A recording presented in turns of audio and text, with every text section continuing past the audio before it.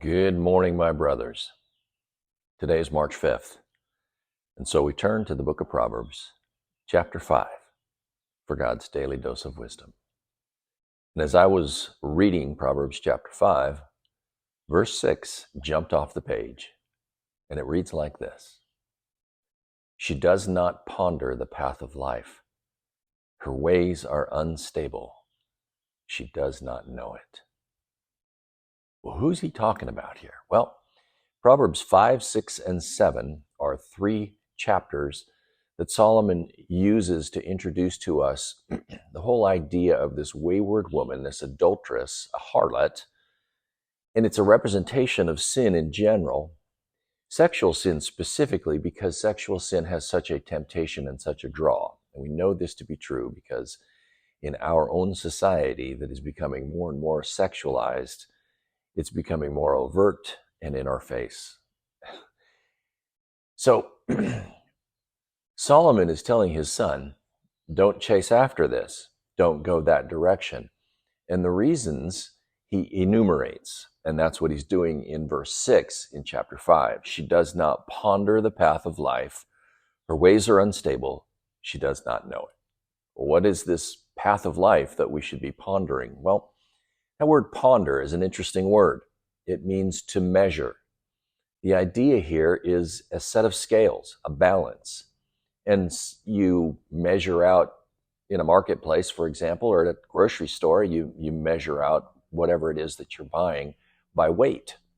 And so you're giving consideration to, you're thinking about, you're paying attention to. That's what it means to ponder. The path of life is an interesting phrase. There are only two paths. And the name of the path is based upon the destination. Is your destination life or is your destination death? That's the two paths that are espoused here in the book of Proverbs. Now, that shouldn't be unfamiliar to us because we have the idea of a career path that we talk about. And it's the idea of where do you want to be at the end of your career? What is your destination in your career? What's your trajectory, if you will? Is your trajectory towards life or is it towards death? Well, in this particular proverb, he says, she does not ponder the path of life. She doesn't consider the path of life. She doesn't even think about it. And her ways are unstable. She does not even know it. Have you ever tried to walk during an earthquake? I used to live in California for a time, and we used to have earthquakes. Well, they still do have earthquakes in California. And it's extremely difficult, if not impossible, to walk. Think about trying to walk on a deck of a ship as it's in a storm and the deck is pitching back and forth. It's very difficult to walk in a situation like that. And that's the idea here. That word unstable is about a shaking or about a swaying. It's about a surface that is completely unstable to the point where you can't even walk it. And that's what happens when you're not pondering the path that you're on. Your ways are unstable and you don't even know it. The deck pitches and you get thrown over to one side and you get injured as a result of it because you're not considering, you're not pondering the path.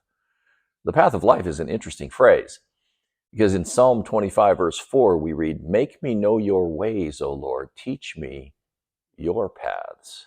So the path of life is actually the path of the way that the Lord has walked, and we should walk in those ways. Interesting. We read in Psalms 119, verse 105, "Your word is a lamp to my feet and a light to my path." I find it interesting that it only illuminates the next step that we're to take, because if it were a searchlight and we could see down the road where God is taking us, we might not want to step on that path. But it illuminates the next step. His word is a lamp to our feet and a light to our path. You know, this idea of the path and the way and the direction that we're going is not just an Old Testament idea, because Jesus himself spoke of it.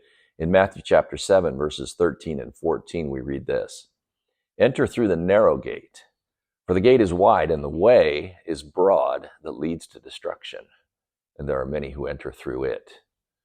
For the gate is small and the way is narrow that leads to life, and there are few who find it. As we consider our path, as we consider the direction of our life, we have to remember the words of Jesus. He spoke in John chapter 14, verse 6, when he said, I am the way, the truth, and the life. No one comes to the Father but through me. As we consider our path, we need to consider the way of Jesus. He himself is the way, the truth, and the life. My brothers, I love each and every one of you. I hope that you are indeed on the path to life. And I hope that you're considering the path, that you're weighing out your decisions and that you're giving it consideration, because that is the way that leads to life. Consider Jesus and follow in his footsteps, and you will find life everlasting and life abundantly. God bless you. I hope you go out and you make a difference in someone's life today. I love you.